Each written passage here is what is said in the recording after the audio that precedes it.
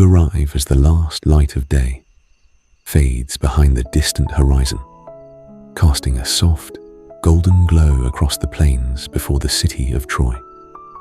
The air is warmer here than you expected, holding on to the heat of the long day, but the intensity has begun to soften. A quiet calm settles over the land, the kind that comes not from peace, but from pause. In front of you, the great walls of Troy rise into the darkening sky. Tall, unbroken, steady. They have stood for years, watching over the city, protecting everything within. Even now, as night approaches, they hold their presence without effort, as if nothing could ever challenge them. You stand still for a moment, taking it in. The silence feels unusual, not empty, but restrained, as if the world itself is holding its breath. Behind you, in the distance, faint sounds drift across the plain. The Greek camp. You turn slightly, just enough to see the soft flicker of firelight scattered across the horizon. Small points of orange glow in the darkness, marking the presence of thousands who wait there. Soldiers, warriors, men who have been here for years. And tonight, something feels different. You begin to walk slowly toward the city. The ground beneath your feet is dry, firm, marked by countless movements. Tracks, footprints, and worn paths crisscross the land, evidence of time and tension layered over one another. A faint breeze passes across the plain, carrying with it the scent of dust, distant smoke, and the sea beyond. You can hear it now. The ocean, soft waves reaching the shore behind the Greek camp. Steady, unchanging, a quiet contrast to everything else. You continue forward. As you approach the gates of Troy, you notice movement above you. Guards, their silhouettes visible against the fading sky. They walk slowly along the walls, their pace steady, their presence constant. They do not call out, they do not speak loudly, they simply watch. The large wooden gates stand closed, heavy, reinforced, unmoved. You stop a short distance away. The city feels close, yet distant at the same time, protected not only by walls, but by something less visible. Time, belief, hope. A soft sound comes from above, the shifting of armor, a quiet step. One of the guards pauses briefly, looking out toward the plain, toward the distant Greek fires, then continues. Nothing changes, and yet everything feels like it might. You turn slightly, moving along the outer wall instead of toward the gate. The stone beneath your hand feels cool now as you pass it lightly, its surface worn but strong. It is held against years of conflict, years of waiting. You follow the curve of the city. Slowly, the sky darkens further. The first stars begin to appear above you. Faint at first, then clearer as the light fades completely. Night settles, fully. The temperature drops just slightly, enough to notice, enough to feel the shift from day into something quieter. But not calmer. Not here. You reach a slight rise in the ground where the view opens wider. From here, you can see both worlds. Behind you, the Greek camp. Ahead of you, the city of Troy. Between them, this quiet stretch of land. Still, silent, waiting. The fires in the distance flicker gently. You can almost imagine the soldiers sitting beside them, their voices low, their movements slow, as if conserving energy, as if aware of something approaching. No shouting, no laughter, just quiet presence. You turn back toward the city, and this time, something changes. A small door within the larger gate begins to open, slowly, carefully. You watch as a single figure steps out, wrapped in a cloak, moving quietly. The door closes behind them without a sound.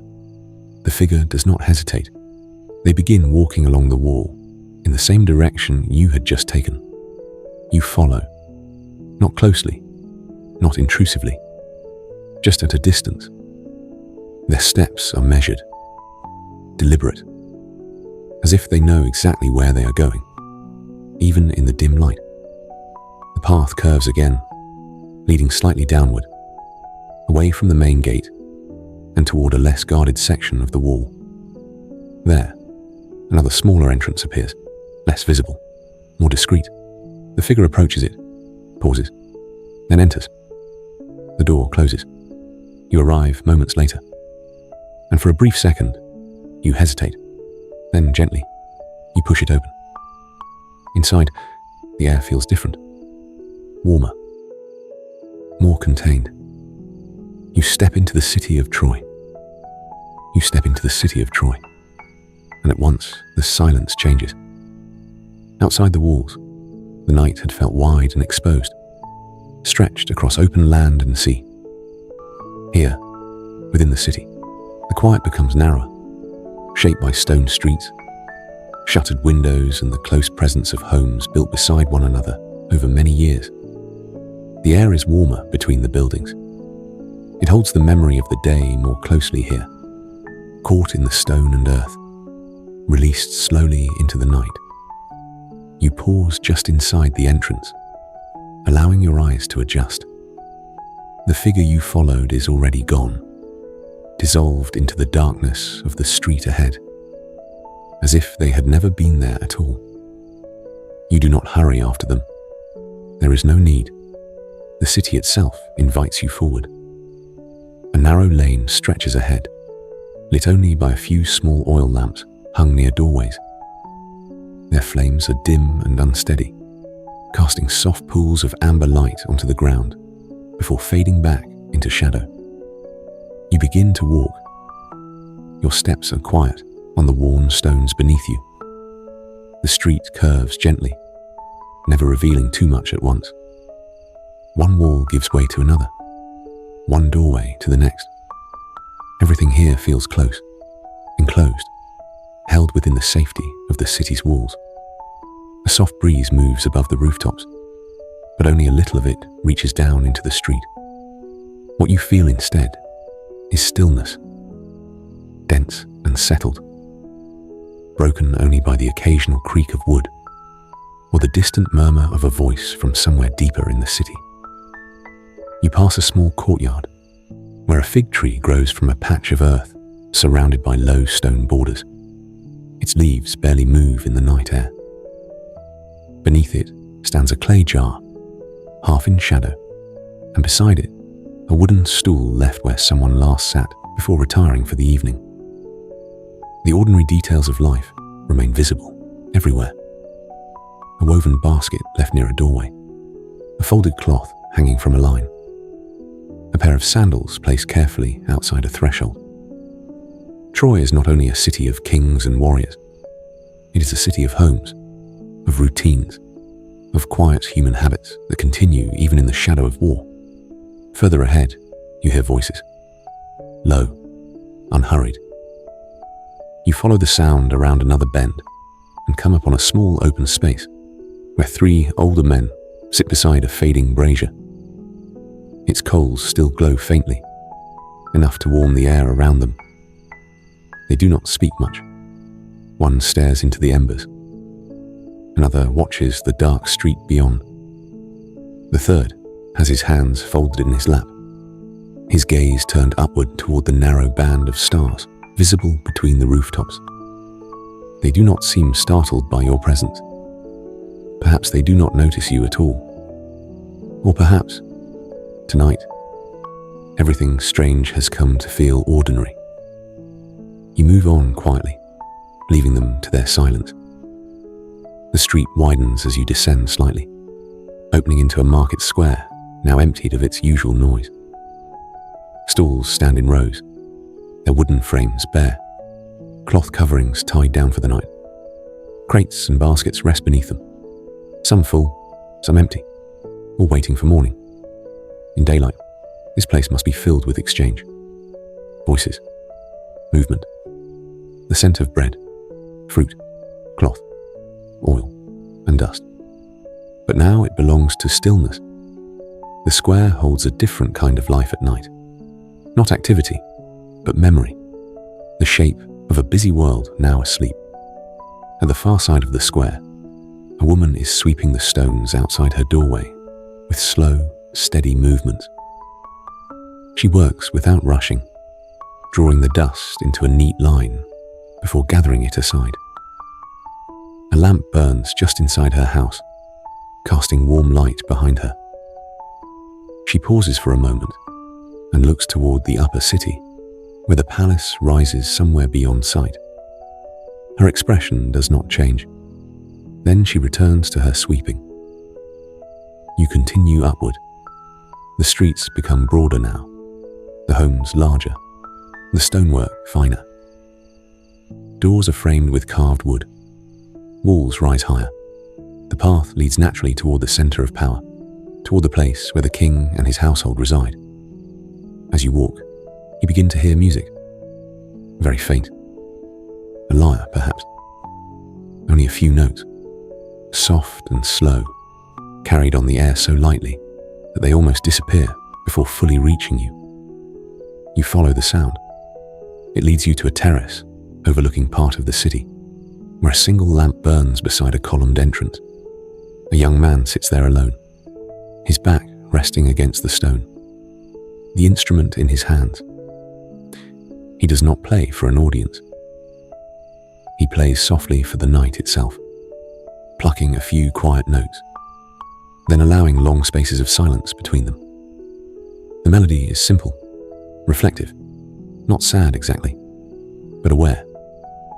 Aware of time, aware of endings. You stand in the shadows and listen for a while. The notes drift outward over the rooftops, passing above sleeping homes and quiet courtyards, over the market square and toward the walls, where the guards still keep watch. Music like this does not try to fill the night. It simply keeps company with it. Eventually, the player lowers his hand and lets the final note fade on its own. He remains seated, looking out over the city. Still. The lamp beside him flickers once, then steadies again. You move on. The path now climbs more clearly, and soon the palace comes into view. It rises above the rest of the city, not through harsh grandeur, but through scale and placement. Wide steps lead upward to a series of open courtyards and columned halls. Even in the dark, its outline is unmistakable. The heart of Troy. The place where decisions are made, where fear must be hidden, where hope must be spoken aloud, even when it grows thin. You do not enter immediately. Instead, you pause at the lower steps and look back. From here, the city stretches downward in layers of shadow and dim light. Roofs, walls, alleys, and courts all merge into a single sleeping form, protected by the great walls beyond. Further still, just barely visible, the plain opens toward the Greek camp, where a faint line of firelight remains on the horizon. So close, and yet still separate. The palace behind you, the enemy beyond, and between them, an entire city trying to sleep. You turn and begin to climb the steps. Each one is broad and worn smooth by generations of feet. The stone is cooler here, open to the night air. At the top, an open courtyard greets you, quiet and nearly empty. A fountain stands in the center, its basin catching the faint moonlight. No water moves through it now. It reflects only darkness and a few small stars. Columns line the edges of the courtyard, their shadows long and soft across the ground. Beyond them, doorways lead deeper into the palace. One of them stands partly open. Inside, warm light spills across the threshold. You step closer. The room beyond is large, but not crowded. Rugs cover parts of the floor. Bronze lamps hang from the walls. Painted scenes decorate the plaster. though their colours fade in the dim light. At the far end of the chamber, a woman sits near an open window, working with her hands in the lamplight. She is weaving, slowly, carefully, thread passing over thread, each motion practiced and quiet. She does not look tired, though the hour is late.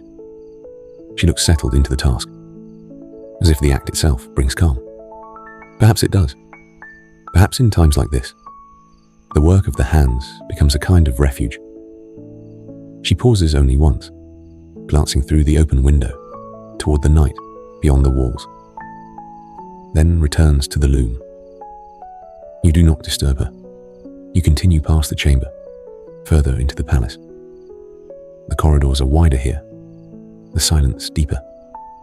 Lamps burn lower.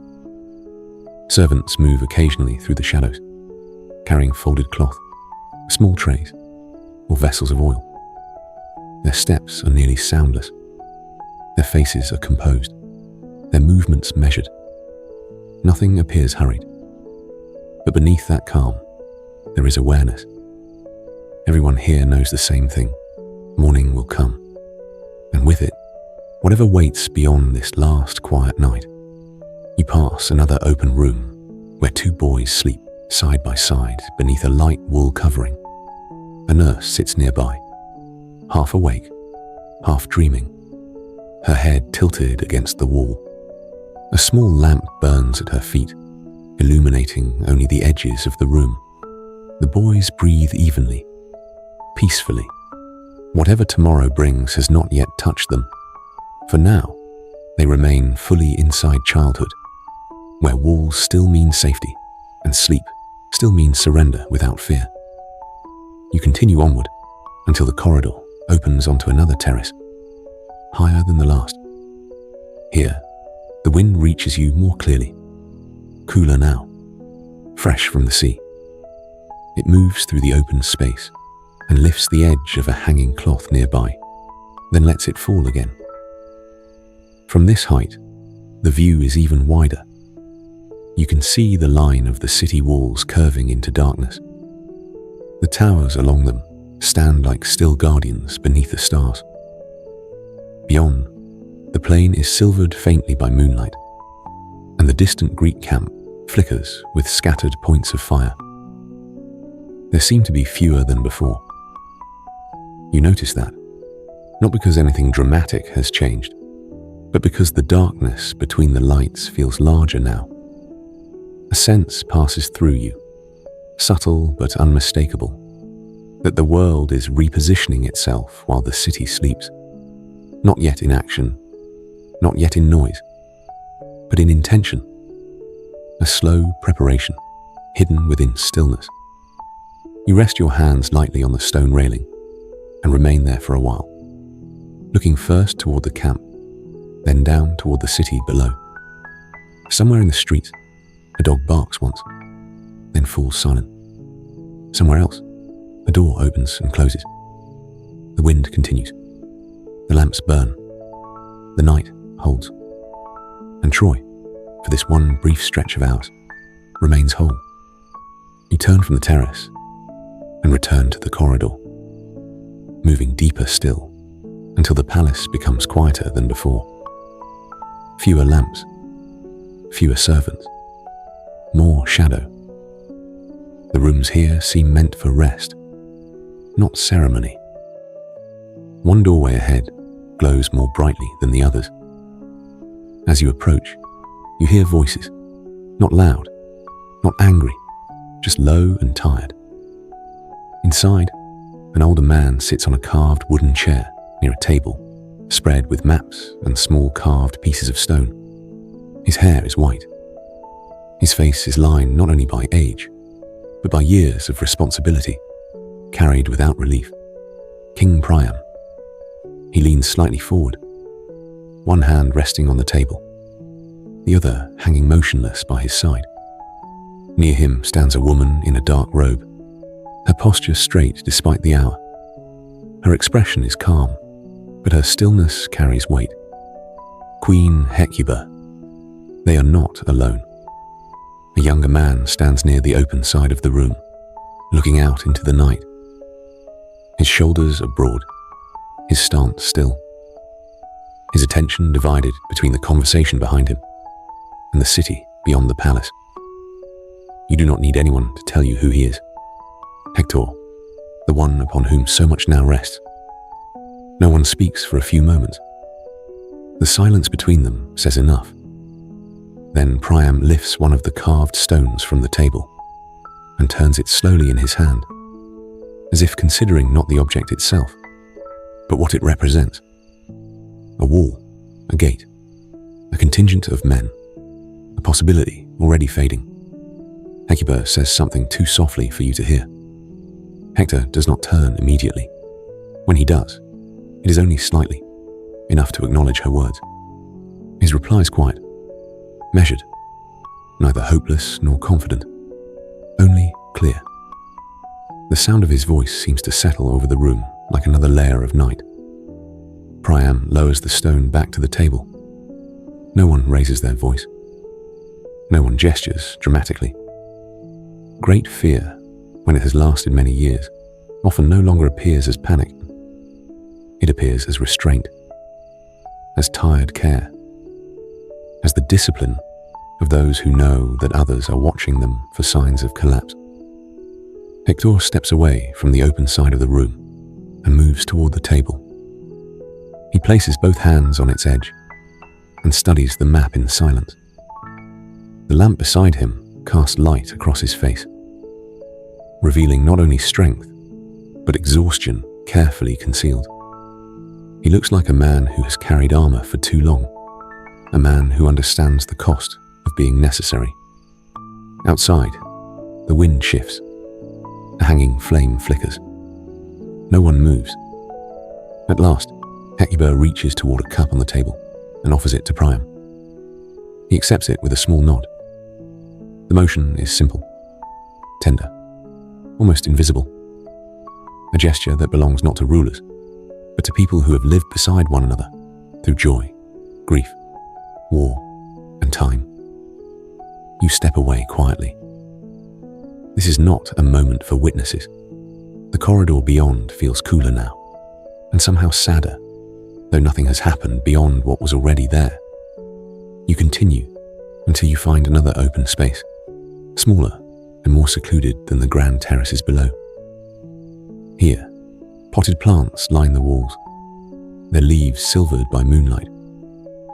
A bench sits beneath an archway. Beside it, a shield rests against the stone, polished but scarred. Someone has left it there with intention. A pause between uses, a pause that feels temporary. You sit on the bench.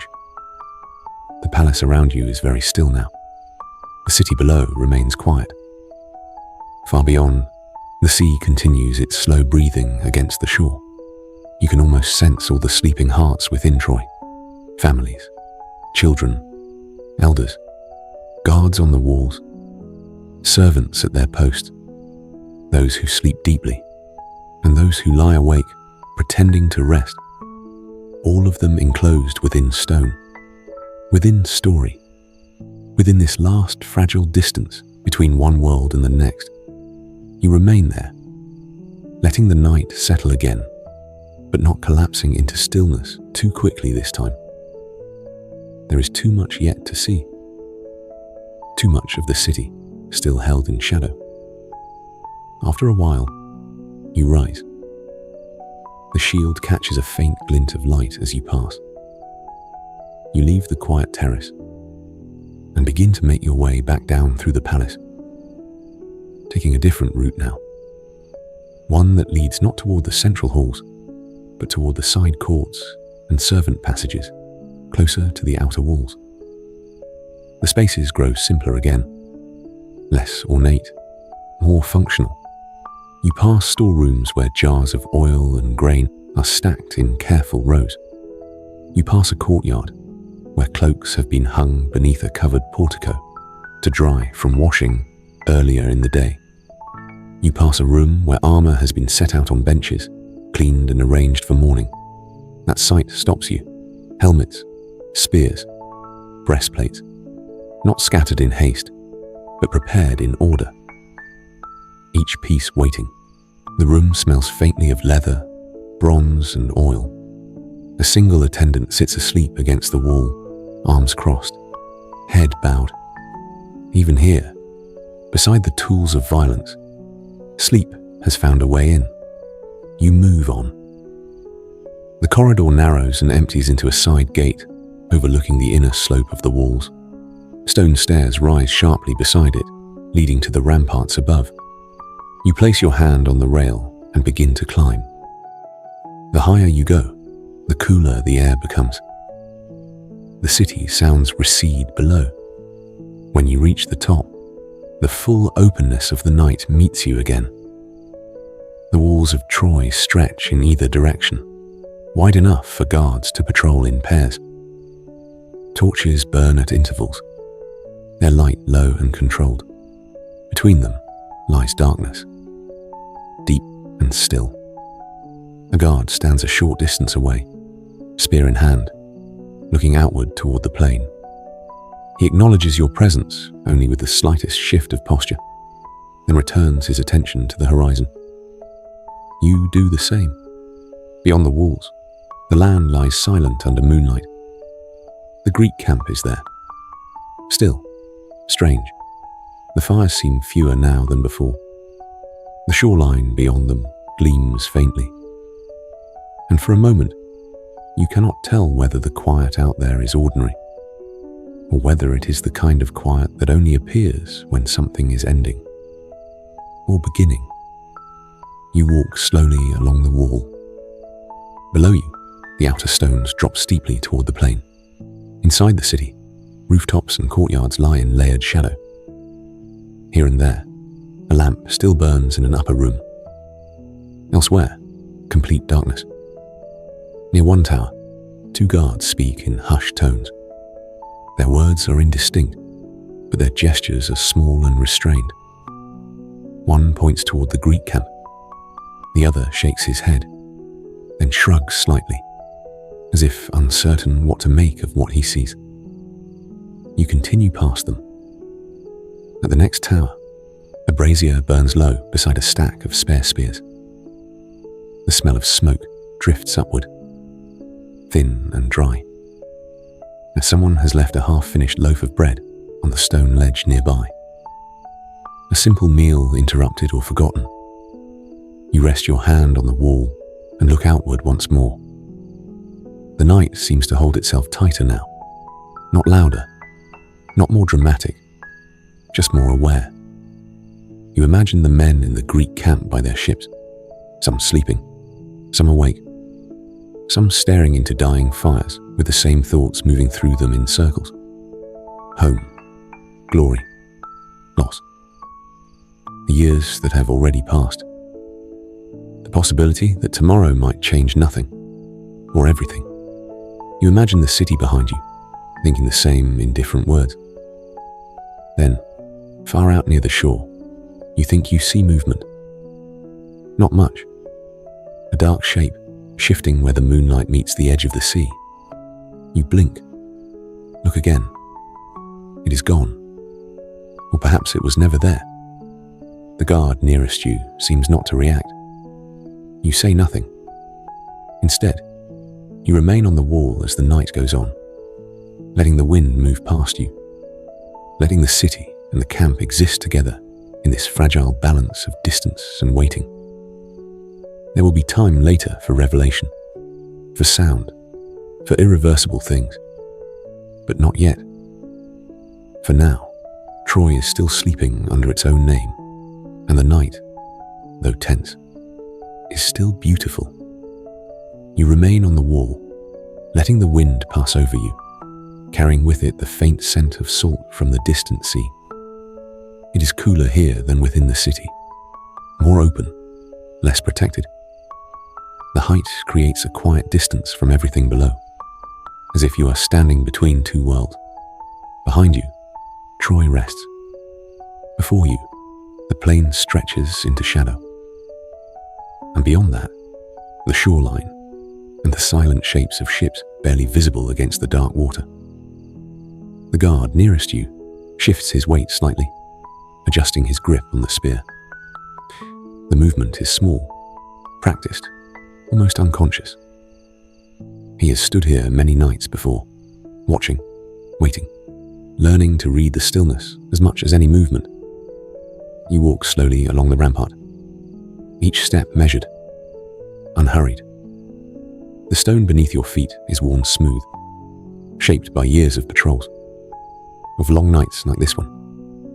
Torches burn at intervals, their flames low, casting soft halos of light that fade quickly into darkness. Between them, the night deepens. You pass another tower. This one is quieter. No voices. Only a single shield leaning against the inner wall, its surface catching a faint reflection of firelight. Beside it, a cloak lies folded carefully, as if set aside for rest that has not yet come. You continue forward. The wind rises slightly, then settles again. Far below, you hear a distant sound. A soft shift, perhaps the movement of something near the base of the wall, or perhaps only the echo of the sea carried strangely through the night. You pause, listen, then move on. The city behind you remains still. No alarms, no calls. Only the quiet presence of those who trust the walls that surround them. Eventually, the path along the rampart begins to slope gently downward toward a wider section where several guards stand together. They speak quietly, their voices low, their expressions composed but watchful. As you approach, one of them glances outward and narrows his gaze slightly. You follow his line of sight. The shoreline. Something is different. It takes a moment to understand it.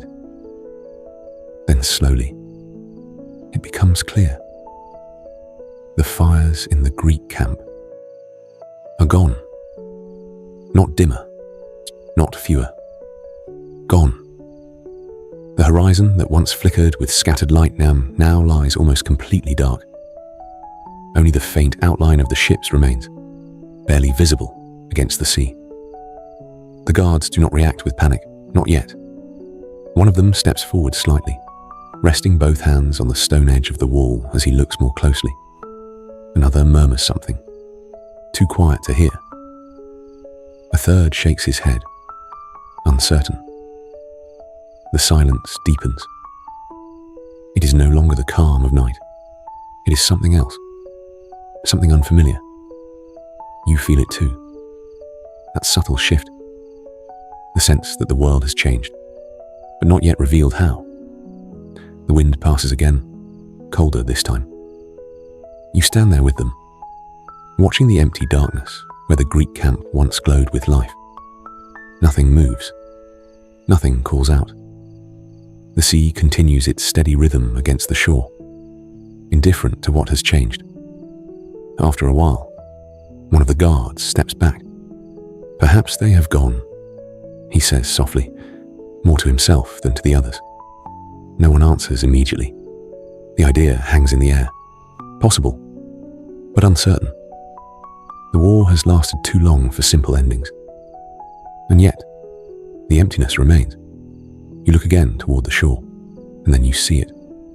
Closer to the walls now, a shape, large, still. Not a ship, not a structure of the camp, something else. It stands alone on the plain, its outline just visible in the moonlight. Wooden, tall, unmoving. The guards notice it too. One leans forward slightly, trying to understand what he is seeing. Another steps closer. No one speaks. The shape does not move. It simply stands there, a presence where nothing should be. You do not go closer. You do not need to. Something about it feels complete in its stillness. Intentional. Placed. The night does not explain it. It only holds it there, in silence. After some time, the guards begin to disperse slightly, returning to their positions along the wall. No alarm is raised. No signal is given. The absence of noise continues, and the city behind you remains asleep. You turn slowly away from the edge. There is nothing more to see here for now. The answers will not come in this moment. The night is not yet ready to reveal them. You begin to descend the steps once more, leaving the open air of the ramparts behind. As you move downward, the sounds of the city return, faint at first, then clearer. A door closing somewhere below, a quiet voice speaking, the distant shifting of someone turning in their sleep. Life continues, unaware, or perhaps choosing not to see. You pass once more by the room of armor, still untouched, still waiting. The attendant remains asleep. Everything is as it was, and yet, not quite. You continue through the corridors, moving without direction now, letting the structure of the palace guide you naturally back toward the outer parts of the city. The night feels heavier, not louder, not faster, just deeper, more full, as if something has been set into motion beyond sight. Eventually, you find yourself again at the lower courtyard, where the dry fountain stands beneath the open sky. The stone basin reflects the stars above, still and undisturbed. You sit beside it. The air here is calm again, enclosed. The tension of the walls feels distant now, softened by space and time. You take a slow breath in and let it out. The city remains quiet. The night continues. And for now, nothing more happens. Only the slow passage of time as Troy rests beneath the stars, unaware that beyond its walls, something has already begun. You remain beside the fountain, letting the quiet return to something softer again. The tension you felt on the walls does not disappear, but it settles into the background like a distant memory that has not yet found its meaning. The stone beneath you is cool, the air still. Above, the sky stretches open between the palace walls, filled with steady stars that seem untouched by anything happening below. For a while, nothing changes, and that stillness feels almost intentional, as if the night itself is giving the city one last moment of rest. You place your hand lightly on the edge of the fountain. The surface is smooth, worn by time and use. You trace it slowly, feeling its shape without thinking, letting the small, simple motion keep you present. A faint sound reaches you. Soft footsteps. You look up. A servant crosses the courtyard, carrying a small clay lamp. The flame flickers gently as they move, casting shifting shadows along the walls. Their pace is unhurried, careful not to disturb those sleeping in the rooms nearby. They pass without noticing you. Or perhaps they do notice, but do not question. The night allows for quiet movement without explanation. You stand slowly. There is a sense now that the city is not entirely asleep, not fully. Something beneath the surface remains aware, a subtle tension woven into the calm. You leave the fountain and move back toward the outer parts of the palace, following a passage that leads down toward the lower city once more. The corridors feel longer now, quieter. Your footsteps echo faintly, then fade. When you step outside again, the streets of Troy greet you with the same dim light and narrow shadows as before. But the atmosphere has shifted. Not dramatically, just enough to feel. The market square you passed earlier remains empty, the stalls unchanged. But the space feels different, as if it is waiting. You cross it slowly. The stones beneath your feet hold the night's coolness now, no longer carrying the warmth of the day. The air feels cleaner, sharper, and your breath moves more easily through it. At the far side of the square, you notice a small group gathered near one of the streets leading upward. 3 figures, speaking quietly. One gestures toward the walls, another shakes their head. The third remains still, listening. You do not approach them. You simply observe for a moment, then continue on. The city is beginning to stir in small, quiet ways. Not waking, not yet, but shifting. You turn down a different street this time, one that slopes gently toward the outer edge of the city. The houses here are simpler again, closer together, their walls rougher, less adorned. A dog moves silently across the path ahead of you, pausing briefly to look in your direction before continuing into the shadows. Somewhere nearby, a door opens slightly. A man steps outside, looks toward the distant walls, then back into his home. He says nothing. He simply stands there for a moment, as if listening to something beyond hearing. Then he closes the door. You continue. The path leads you toward the same section of the wall where you first entered, though from the inside now. The small gate remains closed, unmoved, but the space around it feels different, more guarded, more aware. Two soldiers stand nearby, their posture upright, their attention directed outward through the narrow viewing slit in the stone. They do not speak. They do not move unnecessarily. They are waiting. You pass behind them quietly and continue along the inner edge of the wall. The city to your left, the unseen plain to your right. You walk slowly, letting the silence guide you. Then faintly, you hear it, not from within the city, from outside. A distant sound, so soft it almost blends with the wind. Wood, shifting, a low creak. You stop, listen. It comes again. Barely there. The soldiers near the gate do not react. Perhaps they do not hear it, or perhaps they choose not to. You remain still for a moment longer. Then you continue walking. The sound does not follow. It fades as quietly as it came. Further along, you find another set of stairs leading up to the wall. You climb them again, slowly. When you reach the top, the view is the same. And yet, not. The plain lies silent. The sea reflects a faint shimmer of moonlight. The Greek camp remains dark, and the shape you saw earlier is still there. Closer now. Or perhaps it only seems that way. The large wooden form stands unmoving against the pale ground, a presence that does not belong to the natural world. Too still, too deliberate. The guards here are fewer now, spread out, watching. One of them leans forward slightly, studying the object. Another stands back, arms crossed, unsure. No one approaches it. No one calls out. The city waits, and the object waits with it. You walk a little further along the wall, then stop again. The wind moves softly across the open space. Your breathing remains slow, even. There is no panic here, only a quiet uncertainty, the kind that grows slowly.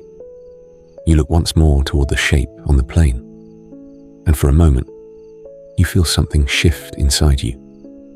Not fear, not understanding, just awareness. That this night is not like the others. That something has already changed. Even if the city has not yet seen it clearly, you turn away again, leaving the wall behind, descending once more into the quiet streets of Troy. The night continues.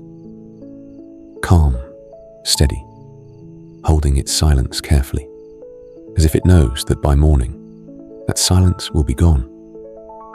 You move back down into the city, the steps behind you fading into shadow as your feet return to the familiar stone streets below.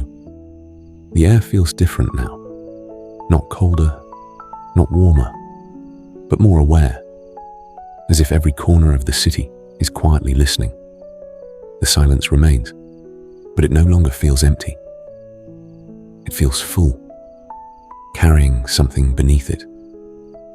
You walk slowly, letting your path unfold without choosing it, turning where the streets guide you, passing through narrow alleys and small open spaces where the night lingers undisturbed. A faint light appears ahead. A doorway, half open. Inside, a single lamp burns low. You pause just outside. A man sits within, alone, sharpening a blade against a smooth stone. The sound is soft, repetitive, steady, not rushed, not tense. Each movement careful, deliberate, as if the act itself matters more than the result. He does not look up. He does not need to. His focus remains on the blade, the quiet rhythm continuing without interruption. You watch for a moment, noticing how calm his hands are, how steady. There is no fear in his motion, only preparation. After a while, you move on. The sound fades behind you. The street bends again, leading you toward a lower part of the city, where the ground dips slightly, and the buildings press closer together. Here, the night feels thicker, more enclosed. The sky above narrows to a thin ribbon between rooftops. You pass a small shrine set into the wall, its surface carved with worn symbols. A tiny flame burns within it, protected by a clay covering. Someone has placed a small offering beside it, bread, perhaps, or fruit, left quietly in hope, or gratitude, or both. You slow your steps as you pass. There is something grounding about these small acts. Simple, human. They continue, even when the world outside the walls shifts in ways no one fully understands.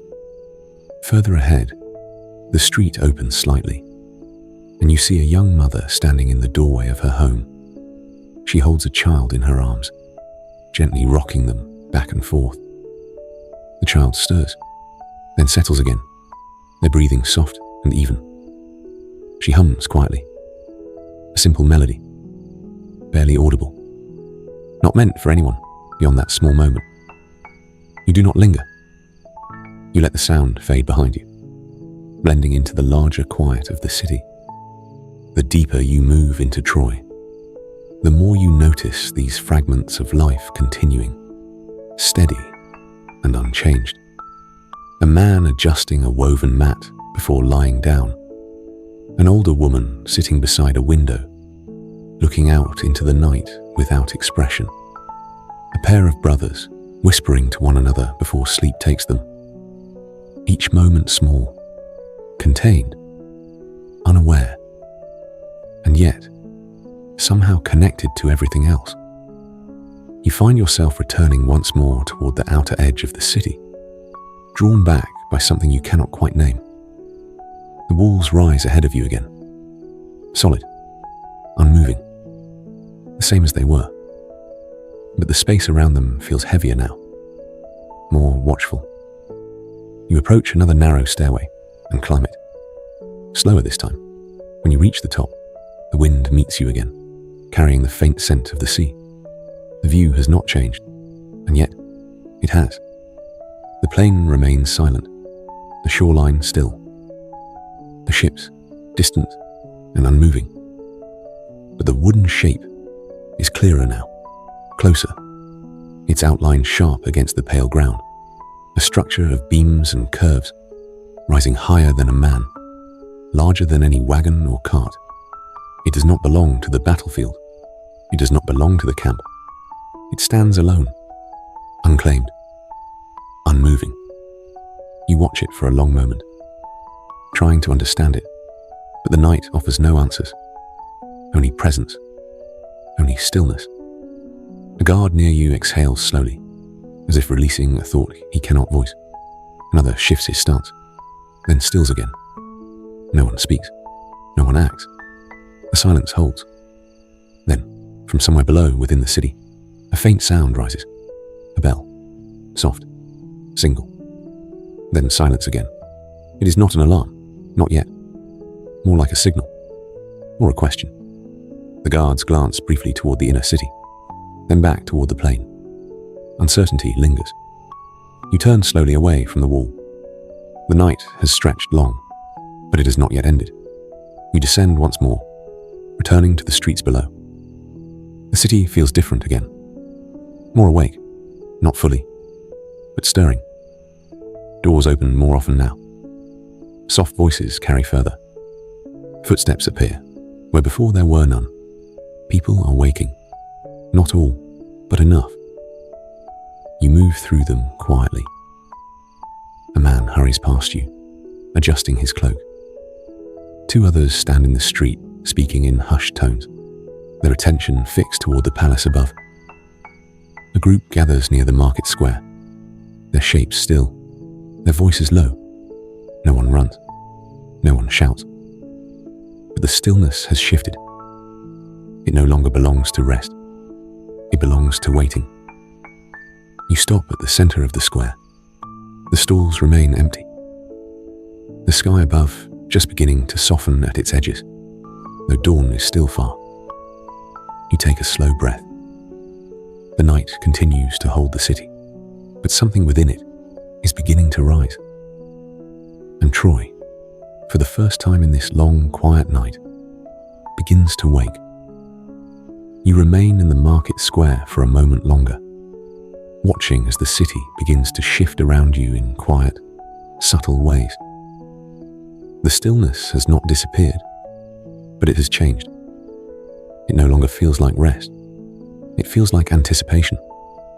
A few more figures gather at the edges of the square, wrapped in cloaks, moving slowly, speaking in low voices that do not travel far. No one seems certain of what they have heard, only that something has changed beyond the walls. You begin to move again, following the natural pull of the streets as they guide you upward toward the center of the city. The same paths you walked earlier now feel different beneath your feet, not because they have changed, but because the people within them have. Doors open more frequently now. Light spills out into the narrow lanes. Faces appear briefly, then disappear again. A question asked. A rumor passed.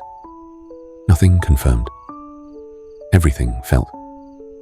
You pass the courtyard with the fig tree again. The leaves remain still, but the space is no longer empty. Two men stand beside the clay jar, speaking in hushed tones, their attention divided between one another and the direction of the walls. One of them glances upward, toward the palace, the other toward the outer city. They do not stay long. They part without conclusion. You continue. The streets widen as you approach the upper levels again, and the sound of movement becomes more noticeable. Not loud, not chaotic, but present. Enough to break the illusion that the city is asleep. The young musician you saw earlier is gone, his place on the terrace empty. The instrument no longer there. Only the faint memory of the notes he played lingers in the space. You climb further. The palace steps rise before you once more. And this time there are more people moving through the courtyard. Servants, messengers. Their pace is still controlled, but quicker now, more purposeful. The fountain remains dry, reflecting the dim sky above. But the space around it feels different. Less still, more aware. You do not stop here. You move through the courtyard and into the palace again, following the flow of those who move ahead of you. The corridors are no longer empty. Soft footsteps echo. Low voices pass from one doorway to another. A servant carrying a tray nearly brushes past you, adjusting their path at the last moment without breaking stride. There is no panic, only urgency held carefully in place. You pass the chamber where the woman was weaving. The loom stands still now. The threads left as they were. The lamp burns lower. She is gone, called elsewhere. You continue deeper. The room where the boys slept is no longer quiet. The nurse is awake now, speaking softly to one of them who has stirred. The other remains asleep, unaware. The balance between innocence and awareness shifts quietly in that space. You do not linger. You follow the movement further inward. When you reach the chamber of Priam again, The door is fully open now. More figures stand within. The map remains spread across the table, but the stillness that held the room before has changed. Voices are present, controlled, measured. Hector stands closer to the center now, his posture firm, his attention focused. Others speak around him, but he does not interrupt. He listens, absorbing each word without reaction. Priam sits as before, but his expression is sharper now, his gaze more fixed. Hecuba stands beside him, still composed, still steady. The room holds a different kind of silence now, not empty, but structured.